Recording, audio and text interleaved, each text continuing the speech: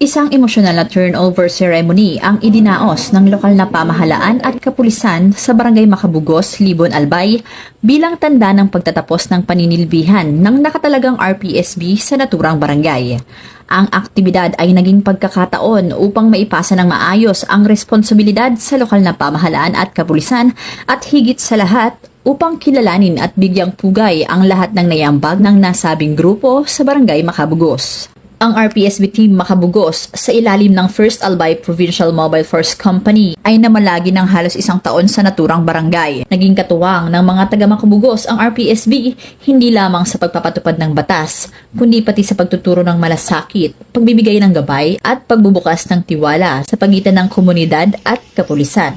Maraming proyekto, tulong at aktibidad ang kanilang naisagawa na nagdulot ng kapayapaan at kaayusan sa barangay. Bagay na lubos na pinahalagahan ng mga residente at naging dahilan upang sila'y kilalanin bilang isa sa pinakamahusay na RPSB team sa buong Bicol Region. Sa programa, ipinagmalaki dito ang mga nagawa at tagumpay ng nasabing grupo. Kasunod nito, ilang community leaders at residente ang nagbahagi ng kanilang testimonya na puno ng emosyon at pasasalamat. Aniya, ang RPSB Macabugos ay hindi lamang pulis para sa kanila. Tinuturing nila itong pamilya kung saan sa bawat suliranin, RPSB Macabugos ang kanilang naging katuwang. Sa pagtatapos ng seremonya, isinagawa ang simpleng handover ng mga proyekto at proposal na iiwan ng grupo, hudyat ng pagpapatuloy ng kanilang mga nasimulang programa.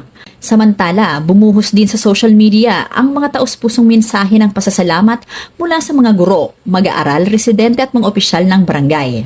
Ipinahayag nila ang kanilang taus-pusong pasasalamat sa grupo na itinuring nilang hindi lamang kaibigan, kundi kapamilya at kaagapay sa bawat oras ng pangangailangan. Binigyan din sila ng isang munting sorpresa ng mga guro at mag-aaral ng Macabugos National High School. Naging emosyonal ang mga tagpo habang inaalala ang pagtutulungan at mga nabuong pagkakaibigan. Patunay kung gaano kalalim ang naging ugnayan ng RPSB sa paaralan at sa buong komunidad ng Macabugos.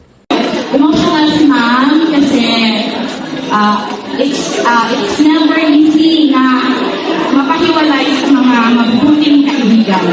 Okay, so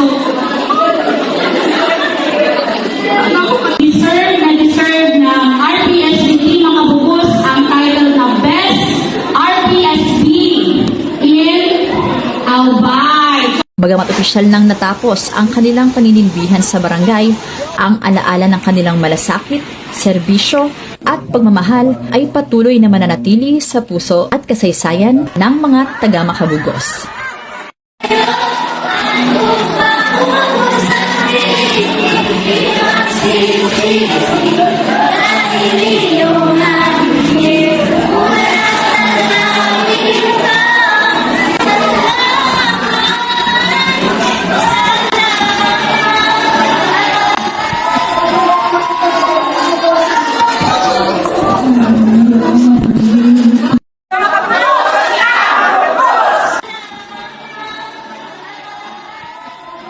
Mula dito sa Legazpi City, Albay, ako ang inyong PNN correspondent, Staff Sergeant Irene Hanitria Abad, alagad ng batas, tagataguyod ng Balitang Pulis.